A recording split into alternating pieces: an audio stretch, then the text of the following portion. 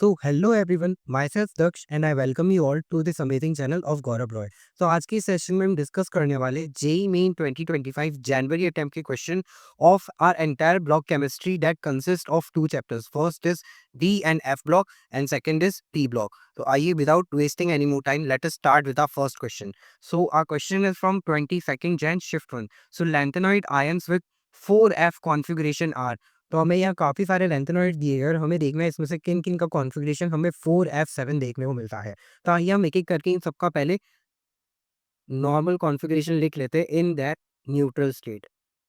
तो अगर हम EU का लिखें, so it would be Xe xenon and then 4f7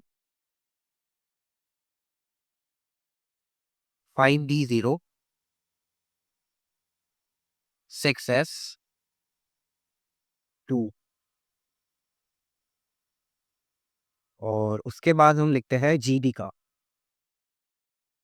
तो अगर हम GD का इलेक्ट्रॉनिक कॉन्फ़िगरेशन लिखें, so again it is understood पहला आएगा हमारा Xe and then it would be 4f7 और इसका ना एक एक्सेप्शनल इलेक्ट्रॉनिक कॉन्फ़िगरेशन होता है.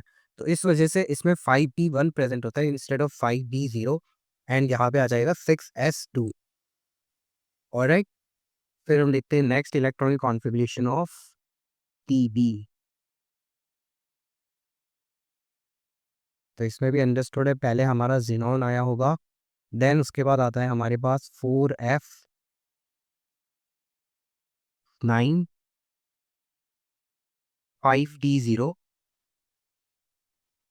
And 6s2. फिर लास्ट हमारा बचता है Sm.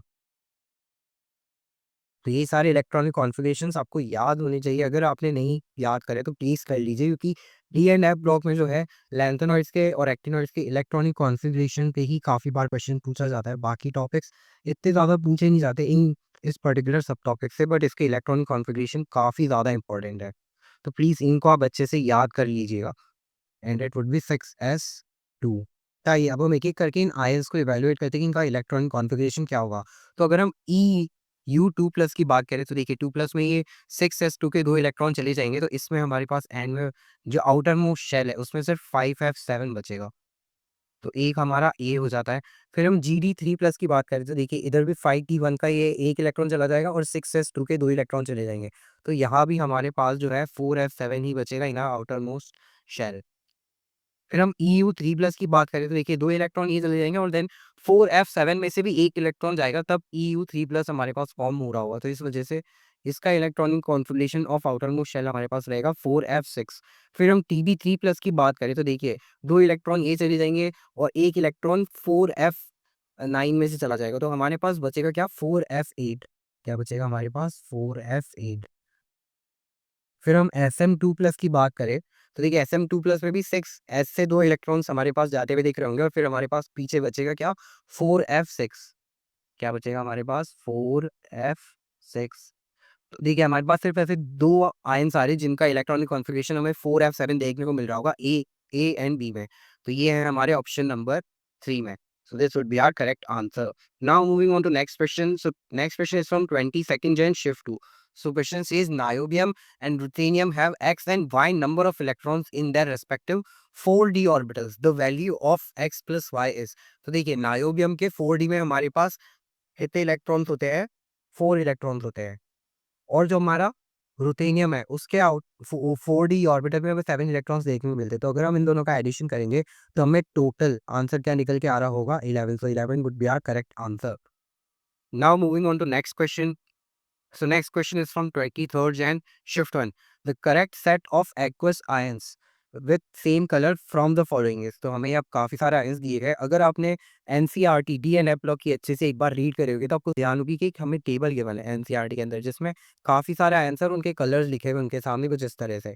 इस तरह की एक टेबल गिवन है पूरी NCERT में. तो अगर आपने वो पढ़ी होगी तो ये क्वेश्चन आपके लिए करना काफ़ी ईजी हो जाएगा. बट अगर आपने वो नहीं पढ़ी है table, so let me tell you the colours of given ions. तो देखिए सबसे पहले हम इन कैटेगराइज कर लेते हैं कि इसमें से कितने-कितने जो आयंस हैं हमारे पास कलर ऐसे होंगे.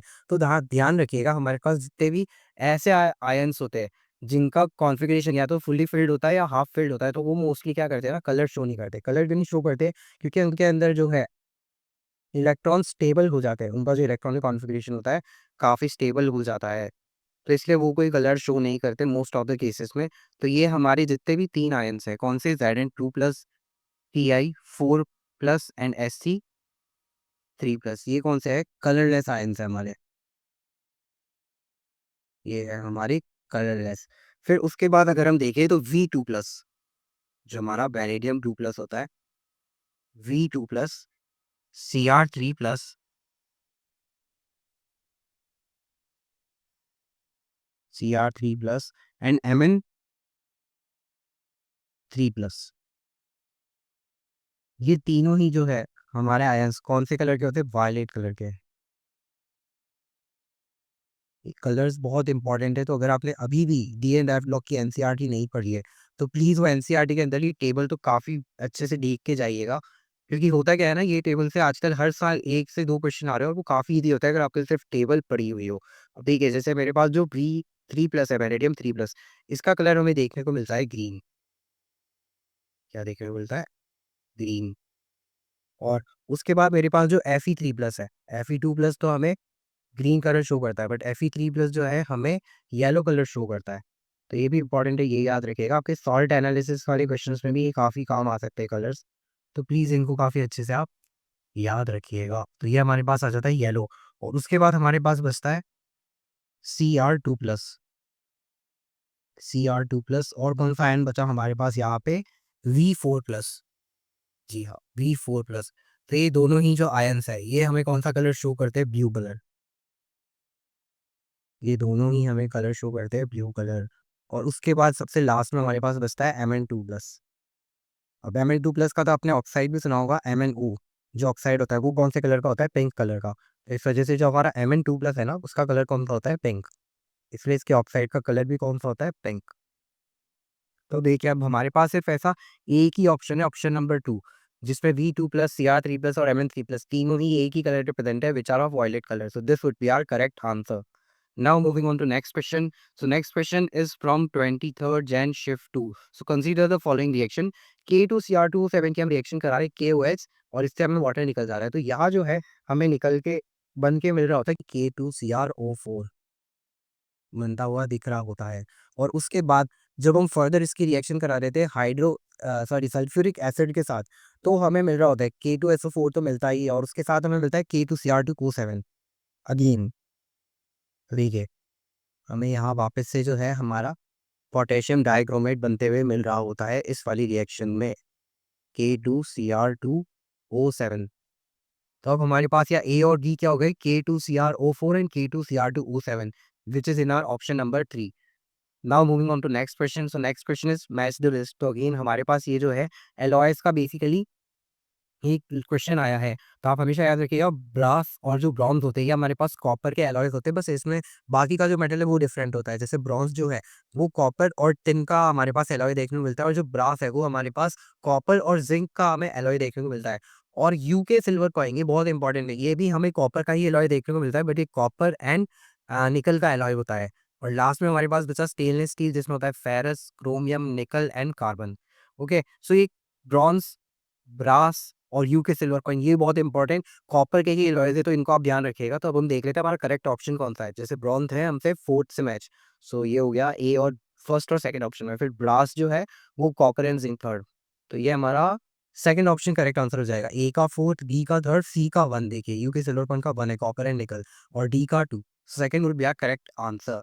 Now moving on to next question. Preparation of potassium permanganate from MnO2 involves two-step process, in which first step is a reaction with KOH and KNO3 to produce K2MnO4। ये तो देखिए काफी straight forward question था। अगर आपने preparation of potassium permanganate पढ़ी है from MnO2, तो आपको ये क्वेश्चन पढ़ते ही दिमाग में क्लिक कर जाएगा कि इसका प्रोडक्ट क्या बनने वाला है in the first step. So I would highly recommend you to check these reactions from the NCERT. काफी इंपॉर्टेंट रिएक्शन है, काफी बार इन पे डायरेक्ट इस तरह के क्वेश्चन पूछे जाते हैं। All right, so now moving on to next question. Which of the following ion is the strongest oxidizing agent? Okay. तो स्ट्रॉन्गेस्ट ऑक्सीडाइजिंग एजेंट वो होगा जिसकी खुद की रिड्यूस होने की कैपेसिटी काफ़ी ज़्यादा होगी। राइट? अब मैं आपको एक चीज़ बता देता हूँ, एक फैक्ट बता देता हूँ, ये हमें जो है ना सारे लैंथेनॉइड्स गिवन है और लैंथेनॉइड्स का जो +3 ऑक्सीडेशन स्टेट होता है, कौन-सा ऑक्सीडेशन स्टेट? +3 ऑक्सीडेशन स्टेट जो होता है ना, वो काफ़ी ज़्यादा स्टेबल होता है। क्या होता है? वो काफ़ी ज़्यादा स्टेबल होता है। तो इस वजह से जो भी हमारे आयन्स है, वो चाहते हैं कि वो +3 ऑक्सीडेशन स्टेट में चले जाएँ। तो देखिए, हमारा जो EU2+ है, ये जाना चाहेगा +3 ऑक्सीडेशन स्टेट में, पर ये क्या करेगा? खुद का ऑक्सीडेशन करेगा, तो इसलिए अच्छा रिड्यूसिंग एजेंट हो जाएगा। क्या हो जाएगा ये? अच्छा रिड्यूसिंग एजेंट। और वही जो हमारा TB4+ है, ये जाना चाहेगा +3 में। राइट? ये जाना चाहेगा +3 में बाय रिड्यूसिंग इटसेल्फ, राइट? तो ये क्या हो जाएगा? अच्छा ऑक्सीडाइजिंग एजेंट हो जाएगा। तो इस वजह से जो सेकंड ऑप्शन है हमारा, वो हो जाएगा करेक्ट आंसर, क्योंकि बाकी के जो हमारे 2 आयन्स गिवन है, वो तो ऑलरेडी +3 में एग्जिस्ट कर रहे हैं। Now moving on to next question. So हमारा नेक्स्ट क्वेश्चन है 24 जेन शिफ्ट 2 का question. So find the compound A from the following reaction sequence. Okay, so A हमारा कोई कंपाउंड था, उसपे हमने एक्वा डाला है, बेसिकली कोई सा इनमें से सल्फाइड था, उसपे हमने एक्वा डाला है, तो उससे हमें कुछ कंपाउंड मिला है बी। और बी पे फर्दर हमने जो है हमारा कंपाउंड डाला है। अब देखिए, यहाँ से हमें येलो पीपीटी मिल रही है और अगर आपने रिएजेंट से पहचान लिया हो, तो ये काफ़ी एक इम्पॉर्टेंट कंफर्मेटरी टेस्ट होता है कोबाल्ट का, राइट? जब हम कोबाल्ट की रिएक्शन कराते हैं KNO2 in the presence of ammonium oxide, ammonium hydroxide and acetic acid, तो हमें मिलता है येलो कलर की पीपीटी। और येलो कलर की पीपीटी किसकी होती है? हमें K3, और देखिए CONO2, ये हमें बेसिकली इस तरह का कंपाउंड बन के मिल रहा होता है। होल 6, तो ये हमें येलो कलर की पीपीटी मिलती है और ये बहुत ही इंपॉर्टेंट कंफर्मेटरी टेस्ट है किसका? कोबाल्ट का। तो अगर आपको इससे पहले की रिएक्शन नहीं भी पता है कि एक्वा रीजे से रिएक्ट करने पे बी बन रहा है, तो इस वाले स्टेप को आप अभी के लिए इग्नोर भी कर सकते हो और सिर्फ इस पर्टिकुलर स्टेप से भी आप आइडेंटिफाई कर सकते थे कि आपका जो सल्फाइड है वो कौन सा रहा होगा। क्योंकि अगर हमने स्टार्टिंग से कॉपर सल्फाइड लिया होगा, तभी जो है हमें बी भी कॉपर का कोई कंपाउंड मिला होगा और फर्दर ये रिएक्ट करके हमें एक येलो पीपीटी दे देता है कॉपर की। क्योंकि आप देखेंगे इनमें से कोई सा भी ऐसा कंपाउंड नहीं है जिसकी रिएक्शन करने पे हमें येलो कलर की पीपीटी मिलती हो, ना तो Mn की, ना तो Zn और ना ही निकल। तो हमारा एक ही आंसर यहाँ पे करेक्ट आंसर बचता है, व्हिच इज़ कॉपर सल्फाइड। तो यही जो है हमारा करेक्ट आंसर होगा for this particular question. Now moving on to next question. तो नेक्स्ट क्वेश्चन है हमारा 28 जेन शिफ्ट 1 का question. So which of the following oxidation reactions are carried out by both K2Cr2O7 and KMnO4 in acidic medium? Okay, तो हमें काफी सारे oxidising oxidation reactions given है, तो ए हमें गिवन है I- से I2, ये बिल्कुल सही है। फिर नेक्स्ट है S2 से S, ये भी बिल्कुल सही है। फिर उसके बाद है हमारे पास Fe2+ है, Fe3+, ये रिएक्शन भी दोनों से शो करी जाती है। फिर नेक्स्ट है हमारे पास I- है, IO3-। अब ये रिएक्शन जो है ना एसिडिक मीडियम में हमें सिर्फ KMnO4 देता है, K2Cr2O7 जो है ये हमें सिर्फ I- को I0 तक ले जाने में हेल्प करता है, बेसिकली I2 -1 ऑक्सीडेशन स्टेट से 0 ऑक्सीडेशन स्टेट तक ही ले जाता है। ये वाली जो रिएक्शन है ये सिर्फ KMnO4 शो करता है। सिमिलरली ई वाली रिएक्शन जो है S2O3 2- से SO4 2-, ये वाली रिएक्शन भी हमें सिर्फ KMnO4 ही शो कर रहा होता है। जो हमारा K2Cr2O7 है, ये इसको ले जाएगा सीधा S0 में, जो हमारा S8 होता है, राइट? ये ले जाएगा डायरेक्ट उस वाले ऑक्सीडेशन स्टेट में। तो इसलिए हमारे पास कॉमन रिएक्शंस कौन-सी निकल के आ रही है? ए, बी एंड सी। सो ये हमारी गिवन है कौन से ऑप्शन में? ऑप्शन नंबर 4 में। So this would be our correct answer. Now moving on to next question. तो नेक्स्ट क्वेश्चन है हमारा 28 जेन शिफ्टर का। Consider N is the number of lone pairs of electrons present in the equatorial position of the most stable structure of ClF3। तो आइए सबसे पहले हम आगे बढ़ने से पहले ClF3 का स्ट्रक्चर ड्रॉ कर लेते हैं। देखिए इसका स्ट्रक्चर कुछ इस तरह का होगा। बेसिकली 3 बॉन्ड जो हमारा क्लोरीन है सेंट्रल एटम, 3 बॉन्ड बनाना होगा फ्लोरीन के साथ कुछ इस तरह से टी शेप में। देख पा रहे हैं आप? यहाँ टी शेप में इसने 3 बॉन्ड बना रखी है और उसके बाद इसके 2 लोन पेयर्स होंगे कुछ इस तरह से।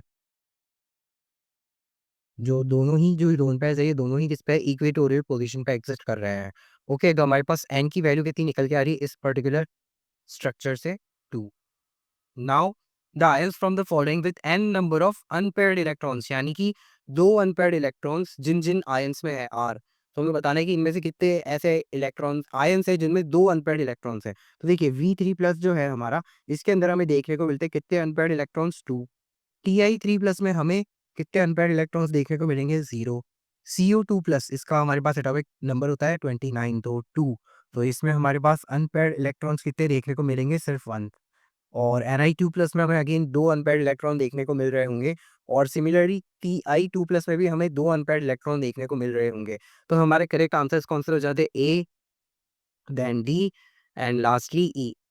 तो ये हमारे कौन से ऑप्शन में गिवन है? A, D, E and option number 2। So option number 2 would be our correct answer. Now moving on to next question. So हमारा नेक्स्ट क्वेश्चन है 28 जनवरी शिफ्ट 2 का question. So the amphoteric oxide among the following. तो देखिए, सबसे पहले आपको कभी भी काफी सारे ऑक्साइड गिवन होना, तो एम्फोटेरिक ऑक्साइड वही होता है जिसकी इंटरमीडिएट ऑक्सीडेशन स्टेट होती है, मतलब ना तो वो मैक्सिमम है ना तो वो मिनिमम है। तो ऑफ कोर्स V2O4 ही जो है हमारा एम्फोटेरिक ऑक्साइड यहाँ हो रहा होगा। Upon reaction with alkali leads to formation of an oxide anion, the oxidation state of V in the oxide anion is, मतलब आफ्टर दी रिएक्शन क्या होगा। तो देखिए, मेरा V2O5 था, ये किसी तो एल्कली से रिएक्ट कर रहा है ना? तो अपन अभी के लिए मान लेते हैं वो हमारा एल्कली क्या हो सकता है, एक्स, कुछ भी एक्स था। तो उसके बाद ये हमारे पास एक ऑक्साइड एनायन बना रहा है, वैनेडियम। तो इसकी ऑक्सीडेशन स्टेट क्या होगी, तो मैं आपको बता दूं, इसकी ऑक्सीडेशन स्टेट होगी +5, क्योंकि देखिए +4 में यहाँ पे प्रेजेंट है, राइट? सॉरी, मैंने यहाँ पे गलत कर दिया, यहाँ मुझे 4 लगे लिखना चाहिए। एक सेकंड, मैं इरेज करके वापस से 4 लिख देता हूँ। यहाँ मैंने गलती से 5 कर दिया। तो यहाँ मुझे क्या लिखना था, V2O4, तो ये +4 से किस में गया है, +5 में, इसलिए इसने अल्कली से रिएक्शन करी और इसलिए ये जो है हमारा एम्फोटेरिक ऑक्साइड भी होता है। तो हमारा करेक्ट आंसर क्या हो जाएगा, 4। Now moving on to next question 28 Gen shift 2। तो identify the inorganic sulphides that are yellow in colour. Okay, तो देखिए, अगर आपको इसमें से पता भी ना हो ना कि येलो कलर के सल्फाइड्स कौन-कौन से होते हैं, तो भी आप इसमें एलिमिनेशन से आइडेंटिफाई कर सकते हैं। जैसे पीवीएस जो है हमारा ब्लैक कलर का सल्फाइड होता है। जिन्होंने भी सॉल्ट एनालिसिस थोड़ा भी पढ़ा होगा तो उन्हें याद होगा, या फिर आपने अपने स्कूल्स में प्रैक्टिकल्स अच्छे से दिए होंगे तो भी आपको याद होगा, पीवीएस जो हमारा ब्लैक कलर का सल्फाइड होता है और सीयूएस भी जो है हमारा ब्लैक कलर का सल्फाइड होता है। तो फिर बचे हमारे अमोनियम सल्फाइड और आर्सेनिक के सल्फाइड। आर्सेनिक के दोनों ही सल्फाइड जो है येलो कलर हमें शो कर रहे होते हैं और सिमिलरली अमोनियम का भी सल्फाइड हमें फेंट येलो कलर शो करता है। तो इसलिए ये तीनों ही जो सल्फाइड हमारी येलो कलर के होंगे। तो हमारा करेक्ट आंसर क्या हो जाएगा, ANADE only, option number 1। Alright, आपको ध्यान रखना है कि पीबीएस और सीयूएस जो है हमारे ब्लैक कलर के सल्फाइड्स होते हैं। बहुत इंपॉर्टेंट है इनका कलर। आपको अगर याद नहीं था तो अब आप अच्छे से याद रखेंगे कि ये कौन से कलर के होते हैं, ब्लैक कलर के। Now moving on to next question. तो नेक्स्ट क्वेश्चन है हमारा 28 Gen शिफ्ट 2 का question, right? So the spin only magnetic moment value of the compound with strongest oxidizing power among the following. Okay, so हमें यहाँ given है Mn2O3, TiO and BOO। तो इसमें तो ऑफ कोर्स आपको पता पड़ रहा है कि Mn2O3 जो है हमारा वो सबसे स्ट्रॉन्गेस्ट ऑक्सीडाइजिंग एजेंट है इन सब में से। तो अब अगर हम इसका spin only magnetic moment count करें तो जो हमारा Mn2O3 है, इसकी ऑक्सीडाइजिंग ऑक्सीडेशन स्टेट यहाँ पे कितनी गिवन है, +3, राइट?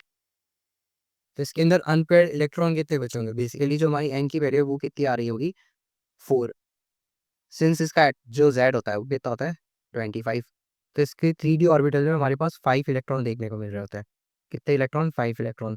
और ये 10 के ऑक्सीडेशन स्टेट में है तो 2 इलेक्ट्रॉन 4s से चले गए, 1 इलेक्ट्रॉन 3D से चला गया, तो 4 हमारे पास अनपेयर्ड इलेक्ट्रॉन बच गए। तो इसका जो स्पिन ओनली मैग्नेटिक मोमेंट है उसको हम कैलकुलेट कर सकते हैं bye n and then n+2 और इस पूरे का स्क्वायर रूट। तो हमारे पास यहाँ जो n की वैल्यू निकल के आ रही है, इट इज़ 4 और उसके बाद हमारे पास क्या आ जाएगा, 6। तो ये हमारे पास आ जाएगा √24। अब अगर आपको √24 की एग्जैक्ट वैल्यू ना भी पता हो तो देखिए, हमें यहाँ नियरेस्ट इंटीजर में जो है हमारा आंसर रिपोर्ट करना है। और सिंस ये 25 के काफ़ी पास है तो इसकी ऑलमोस्ट वैल्यू जो है 5 से थोड़ी कम आ रही होगी, तो इसको हम अप्रोक्सीमेशन लगा के इंटीजर में कितना लिख सकते हैं, 5। So our correct answer here would be 5। Okay, so ये आंसर यहाँ गलत लिखा हुआ है, यहाँ करेक्ट आंसर होना चाहिए था 5। 5 would be our correct answer. Now moving on to next question. So next question है हमारा 29 Gen Shiffrin का question. So the molar mass of the water insoluble product formed from the fusion of chromitor with Na2CO3। तो देखिए, नाम भी आप याद रखिएगा, क्रोमाइटोर। इन्होंने यहाँ तो भले ही फॉर्मूला दी था बट काफी बार क्या करते हैं ना, फॉर्मूला नहीं देते, या आप यही पूछ रहे थे क्रोमाइटोर का केमिकल फॉर्मूला क्या होगा। तो ये आप याद रखिएगा, FeCr2O4। ये बहुत ही इंपॉर्टेंट फॉर्मूला है, तो इसको याद रखिएगा। तो हमें क्या कहना है, क्रोमाइटोर FeCr2O4। ओके, और इसके साथ हमने क्या लिया है, सोडियम कार्बोनेट। इसके हम रिएक्शन करा रहे हैं सोडियम कार्बोनेट से, Na2CO3। और इसके साथ हमने क्या लिया है, O2 और थोड़ी सी हीट। बेसिकली अब इसका कंबशन करा रहे हैं, फ्यूजन। तो जब हम ये वाली रिएक्शन कैरी आउट कराते हैं तो हमारे पास प्रोडक्ट्स बन रहे होते हैं Na2CrO4। क्या बन रहा होता है, Na2CrO4। Fe2O4 और उसके साथ हमें क्या मिलता है Fe2O3 Fe2O ये O थोड़ा सा गलत बन गया, वापस से लिखते थे O3 और इसके साथ हमें मिलती है कार्बन डाइऑक्साइड CO2। तो देखिए हमारा जो CO2 है ये वाटर सॉल्युबल होता है यहाँ पे और Na2CrO4 भी वाटर सॉल्युबल होता है। तो Fe2O3 जो है हमारा वाटर इनसॉल्युबल होता है। तो अगर हम इसका मास कैलकुलेट करें तो इसका मोलर मास आ जाएगा 56 इंटू 2। सिंस हमारा जो Fe होता है उसका एक का मास होता है 56, तो it would B 56 into 2 plus एक ऑक्सीजन का मास होता है 16, सो 16 into 3, it would B 16 into 3। तो अगर हम इसको फर्दर इवेल्युएट करें तो ये तो आ जाएगा हमारे पास 112 एंड प्लस 48, कितना आ जाएगा 16 इंटू 3 48। सो ये टोटल हमारे पास निकल के आ रहा है 160 grams. So our correct answer would be 160 grams per mole. Now we will discuss the questions of P block of 2025 January attempt. Okay, तो देखिए हमारा सबसे पहला क्वेश्चन है given below are the atomic number of some group 14 elements, the atomic number of the element with the lowest melting point is. Okay, तो देखिए हमारा 6th atomic number होता है कार्बन का, 14 हमारे पास होता है, तो हमारे पास 82 हो जाएगा 10 का पीबी, हमारे पास 50 हो जाएगा एसएन और हमारे पास 14 हो जाएगा सिलिकॉन, राइट। और उनसे पूछा गया है कि इसमें मेल्टिंग पॉइंट का ऑर्डर क्या होगा। तो देखिए हम सारे ग्रुप 14 एलिमेंट्स के मेल्टिंग पॉइंट का लिख लेते हैं। तो हमारे पास ग्रुप 14 में कौन कौन से एलिमेंट्स होते हैं, कॉपर, सॉरी कॉपर नहीं, carbon, silicon, germanium, tin and lead. तो अब अगर आपको इसके मेल्टिंग पॉइंट का ऑर्डर बताओ तो इस यहाँ पे एक काफ़ी इंपॉर्टेंट एक्सेप्शन होता है कि ये जो पीबी है इसका मेल्टिंग पॉइंट एसएन से ज़्यादा होता है, राइट। तो सबसे सॉरी पीबी से कम होता है। तो यहाँ हमारा जो ऑर्डर है वो इस तरह का आ रहा होता है कि सबसे ज़्यादा होता है हमारे पास कॉपर का, देन सिलिकॉन का, देन जर्मेनियम का, और उसके बाद पीबी का ऑर्डर सबसे कम हमें देखने को मिल रहा होता है एसएन का मेल्टिंग पॉइंट। तो इस वजह से एसएन हमारा जो 50 एटॉमिक नंबर वाला कंपाउंड है, एलिमेंट है, उसका मेल्टिंग पॉइंट हमें सबसे कम देखने को मिलता है। तो इस वजह से PB would be sorry SN would be our correct answer which is of atomic number 50। Okay, so now moving on to next question. तो देखिए नेक्स्ट क्वेश्चन हमें क्या गिवन है, consider the following element indium, TL, AL, PB, SN and germanium. Okay, the most stable oxidation state of the element with highest and lowest first ionization enthalpies respectively are। Okay, so हमारा highest ionisation enthalpy हमें किसके लिए देखने को मिलेगा, सो ये हमें देखने को मिलता है जर्मेनियम के लिए। सिंस जर्मेनियम हमारा एक सेमीकंडक्टर है तो इसके आयोनाइजेशन एंथैल्पी हमें काफ़ी ज़्यादा देखने को मिलती है और लोएस्ट आयोनाइजेशन एंथैल्पी हमें देखने को मिलती है इंडियम के लिए, इसलिए इंडियम के लिए IN। ओके, सो जर्मेनियम का जो स्टेबल ऑक्सीडेशन स्टेट होता है, मोस्ट स्टेबल ऑक्सीडेशन स्टेट, ये होता है +4 एंड इंडियम के लिए ये होता है +3। ओके, तो हमारे करेक्ट आंसर क्या हो जाएंगे, +3 and +4 which is in on option number 3। तो ये हो जाएगा हमारा करेक्ट आंसर। यहाँ भी एक आंसर गलत है तो मैं इसको सही कर देता हूँ और correct answer is option number 3। Now moving on to next question. तो नेक्स्ट क्वेश्चन है हमारा, which of the following electrolyte can be used to obtain H2S2O8 by the process of electrolysis. तो देखिए ये काफी थ्योरेटिकल क्वेश्चन है और NCERT based question है। तो ये ना जिसको भी ये फैक्ट याद होगा ना वही ये क्वेश्चन को कर पाएगा। बेसिकली H2S2O8 की जो प्रिपरेशन की मेथड है बाय इलेक्ट्रोलिसिस, वो जिनको याद है उन्हें पता हो, ये concentrated solution of sulphuric acid जब हम लेते हैं तो इसकी इलेक्ट्रोलिसिस से हमें H2S2O8 फॉर्म होता हुआ मिल रहा होता है।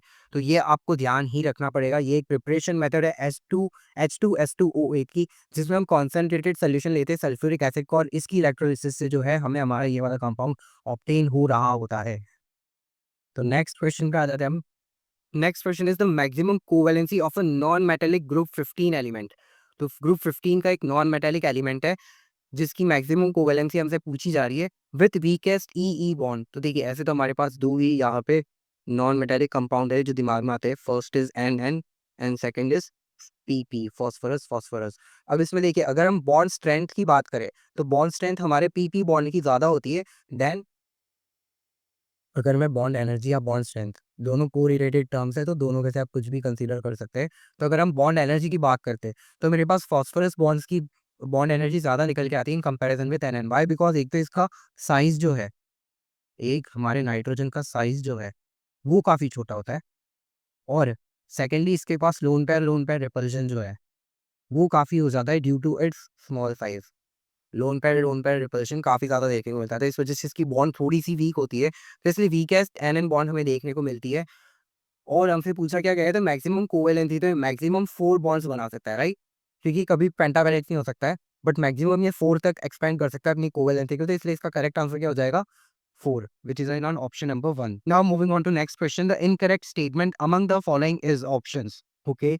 So पहला ऑप्शन हमें दिया गया है PH3 shows lower proton affinity than NH3. ये बिल्कुल सही है। Why? Because जो हमारा NH3 है वो एक better base है than PH3, तो इस वजह से NH3 की affinity towards proton ज़्यादा होती है than PH3। फिर सेकंड हमें गिवन है SO2 can act as oxidising agent but not as reducing agent. तो ये स्टेटमेंट जो है इनकरेक्ट हो जाता है। Why? Because SO2 intermediate oxidation state पे है, राइट? कितने पे है? ये +4 पे है। तो ये रिड्यूस भी हो सकता है और ये खुद ऑक्सीडाइज़ भी हो सकता है। तो इसलिए दोनों तरह के नेचर शो करता है। ये +6 में भी चल जा सकता है हमारे मैक्सिमम ऑक्सीडेशन स्टेट में और ये 0 में भी जा सकता है। तो ये दोनों ही ऑक्सीडेशन स्टेट्स में जा सकता है, इसलिए ये दोनों ही तरह के नेचर शो कर रहा होता है। फिर नेक्स्ट है PF3 exist but NF3 does not exist, तो ये भी बिल्कुल सही है। बिकॉज़ जो हमारा नाइट्रोजन है वो कभी भी पेंटावैलेंट नहीं हो सकता, क्योंकि उसके पास वेकेट ऑर्बिटल्स होते ही नहीं ताकि वो अपनी वैलेंसी पेंटावैलेंट तक एक्सपेंड कर सके। और फिर है NO2 कैन डायमराइज़ इज़िली, ये भी बिल्कुल सही है। NO2 जो है डायमराइज़ होके काफ़ी इज़िली N2O4 जो है फॉर्म कर लेती है। तो ये भी एकदम सही स्टेटमेंट है, तो सिर्फ हमारा सेकंड स्टेटमेंट है वही इनकरेक्ट है और हमसे पूछा भी शायद इनकरेक्ट स्टेटमेंट ही गया था। So second option would be our correct answer, right? Now moving on to next question. So the large difference between the melting and boiling point of oxygen sulfur may be explained on the basis of, okay. So देखिए, अगर हम melting point की बात, melting और boiling point दोनों की बात करें, तो अगर हमारा जो ऑक्सीजन है वो किस फॉर्म में एग्जिस्ट करता है? O2 में, राइट? इन गैस। और जो हमारा सल्फर है वो एग्जिस्ट करता है S8 में। सो ऑफ कोर्स एक पर्टिकुलर सल्फर मॉलिक्यूल में 8 एटम्स है सल्फर के और ऑक्सीजन के सिर्फ 2 है। तो सल्फर का जो मेल्टिंग और बॉइलिंग पॉइंट है वो ऑब्वियसली ज्यादा होगा। तो इस वजह से ये जो हमारे पास डिफरेंस, ह्यूज डिफरेंस देखने को मिल रहा है, किसकी वजह से देखने को मिल रहा है? एटोमिसिटी की वजह से। इसकी एटोमिसिटी कितनी है? 2। और वही हमारा जो सल्फर है, उसकी एटॉमिसिटी हमें कितनी देखने को मिलती है? 8। तो इस वजह से सल्फर का मेल्टिंग और बॉइलिंग पॉइंट दोनों ही काफ़ी ज़्यादा होता है ऑक्सीजन से। Okay? So now moving on to next question. तो नेक्स्ट क्वेश्चन है हमारा, a group 15 element forms d pi bond. Okay? So देखिए, नाइट्रोजन तो बिल्कुल नहीं हो सकता। नाइट्रोजन को तो वैसे ही रिजेक्ट कर दो, क्योंकि नाइट्रोजन पे है ही नहीं capacity D pi bond form करने की। With transition metals it also forms hydride which is the strongest base among the hydrides of other group members that form D pi bond. Okay, तो देखिए, nitrogen D pi bond तो form करता ही नहीं है। तो अगर हम ग्रुप 15 की बात करें, तो उसमें कौन से हमारे पास एलिमेंट्स होते हैं? Nitrogen, phosphorus, arsenic, antimony and bismuth, right? Antimony and bismuth. देखिए, हमसे क्वेश्चन में क्या बोला है कि भाई जो बाकी के जितने भी एलिमेंट्स हैं जो डी पाई बॉन्ड फॉर्म करते हैं, उन सबके हाइड्राइड्स में, उन सबके हाइड्राइड्स में ये वाला जो हाइड्राइड है सबसे ज़्यादा स्ट्रॉन्गेस्ट है। सो ऑफ कोर्स पीएसपी का हाइड्राइड जो है सबसे स्ट्रॉन्गेस्ट होगा। एनएससी का हाइड्राइड सबसे स्ट्रॉन्गेस्ट बेस होता है। बट इसे हम कंसीडर क्यों नहीं करें? क्योंकि ये डी पाई बॉन्ड फॉर्म नहीं करता। और हमसे बोला क्या गया क्वेश्चन में कि हमें वही वाले कंसीडर करने हैं जो डी पाई बॉन्ड फॉर्म करते हैं। तो हमारा ऑफ कोर्स पीएसवी स्ट्रॉन्गेस्ट जो है बेस होगा यहाँ पे। So the atomic number of the element is of course 15। तो यहाँ जितने भी हमें स्टेटमेंट दिए थे सब फास्फोरस की तरफ ही हिंट कर रहे थे, तो 15 would be our correct answer. Alright, so this was the last question of our session. तो इस पर्टिकुलर सेशन में हमने हमारे ब्लॉक केमिस्ट्री के सारे ही क्वेश्चंस जो है कवर कर लिए थे। आई होप ये सेशन आपके लिए हेल्पफुल रहा होगा और आपको सभी क्वेश्चंस के सॉल्यूशन समझ आएंगे। If you like the session then do subscribe to the channel of Gaurav Rai. See you in the next lecture. Till then, bye bye.